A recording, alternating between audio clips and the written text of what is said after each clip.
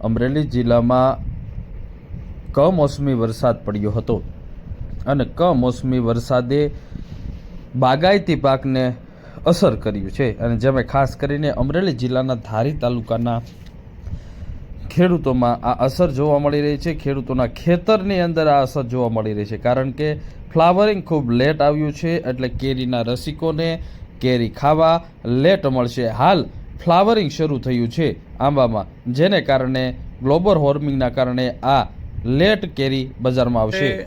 પાસ્તરા વરસાદને કારણે આંબામાં પાણી મળવાના કારણે, કુદરતી પાણી મળવાના કારણે હાલ મોડો આવ્યો છે।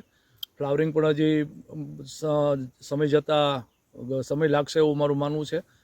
આ વર્ષે કેરી છે એ દર વર્ષે એપ્રિલ એન્ડમાં કેરી પાક ઉપર આવી જતી, પણ મોડું ફ્લાવરિંગ થવાના કારણે મે એન્ડમાં કેરી આવશે, એટલે કે મહિનોની આસપાસ મોડું થશે એવું લાગે છે।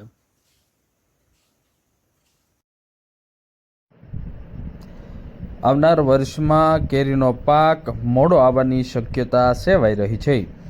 ધારી તાલુકાના મોટાભાગના ગ્રામીણ વિસ્તારોમાં બાગાયતી પાક તરીકે કેરીનું વાવેતર મોટી સંખ્યામાં ખેડૂતોએ કર્યું છે અને કમોસમી વરસાદ પડવાને કારણે ગ્લોબલ વોર્મિંગની અસર આ આંબા ઉપર જોવા મળી રહી છે, કારણ કે જે સમયે આંબાને પાણી ન આપવાનું હોય, પિયત ન આપવાનું હોય, એ સમયે જ પાણી વરસાદ દ્વારા આંબાને મળ્યું હોવાના કારણે આંબામાં વરસાદી પાણી લાગવાના કારણે ફ્લાવરિંગ લેટ આવ્યું છે અને ફ્લાવરિંગ હાલ શરૂ થયું છે, જેથી કરીને જાહેર માર્કેટ અને ખુલ્લા બજારની અંદર કેરીનો પાક લેટ આવશે। ખેડૂતોએ કલમનું વાવેતર કરી અને આંબાને મોટા કર્યા છે। સિઝન દરમિયાન આ તમામ આંબાઓમાં કેરીનો વેપાર કરતા વેપારી અને કોન્ટ્રાક્ટર કામ કરી રહ્યા છે।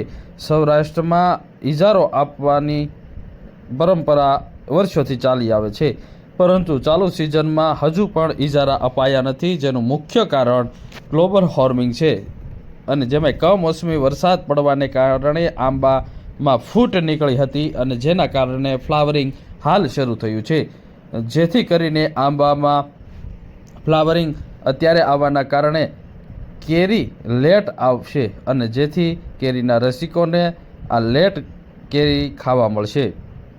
સૌરાષ્ટ્રની કેસરનો વિદેશ સુધી વેપાર કરવામાં આવે છે। મોરજરમાંથી ખાસ કરીને વિદેશ સુધી વેપાર કરવામાં આવે છે। મોરજર સહિતના વિસ્તારોમાં હાલ આંબામાં કોળ આવી છે, તો અનેક આંબામાં ફ્લાવરિંગ શરૂ થયા છે, જેથી કેરીના રસિકોને કેરી લેટ ખાવા મળશે।